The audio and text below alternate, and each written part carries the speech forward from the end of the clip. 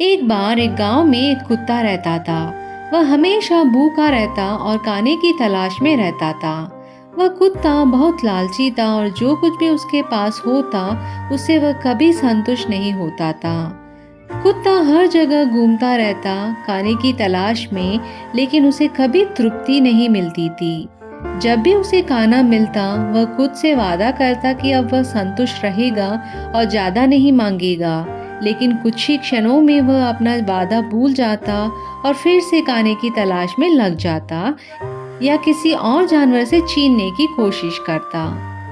एक दिन वह हमेशा की तरह खाने की तलाश में घूम रहा था। उसके घर के पास एक नदी बहती थी और एक पुल था जिससे लोग नदी पार कर दूसरी तरफ जा सकते थे। उसने सोचा कि वह पुल पार करके दूसरी तरफ जाकर खाना ढूंढेगा। वह इधर उधर देखता रहा लेकिन उसे कुछ नहीं मिला।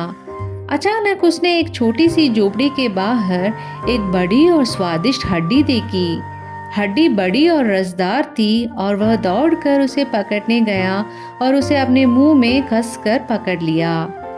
उसने सोचा कि वह पुल पार करके घर जाकर आराम से इसे खाएगा। उसे डर था कि अगर उसके किसी दोस्त या किसी और जानवर ने इस हड्डी को देख लिया तो वे भी उसका हिस्सा मांगेंगे। वह पूरी हड्डी खुद ही खा लेना चाहता था।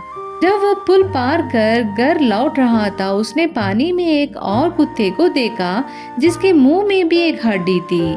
उसने देखा कि वह हड्डी भी उतनी ही बड़ी और स्वादिष्ट थी जितनी उसकी हड्डी। उसने सोचा कि अगर उसे वह हड्डी भी मिल जाए तो कितना अच्छा होगा। वह उस नदी में दिख रहे कुत्ते की हड्डी को छीनने के तरीके सोचने लगा।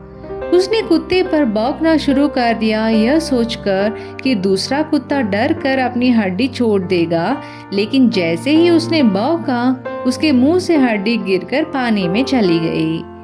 वह भी आश्चर्य में पानी में गिर गया और बहता चला गया जब तक कि वह किसी तरह किनारे पर नहीं आ गया।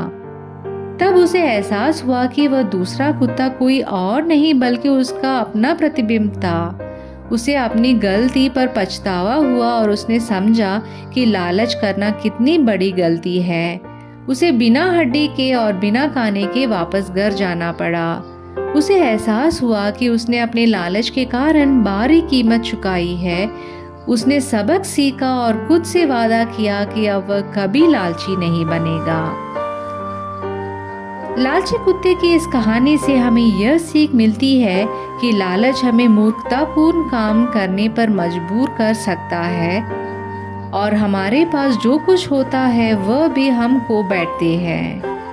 धन्यवाद दोस्तों, अगर आपको यह कहानी अच्छी लगी तो इस चैनल को ज़रूर सब्सक्राइब करें।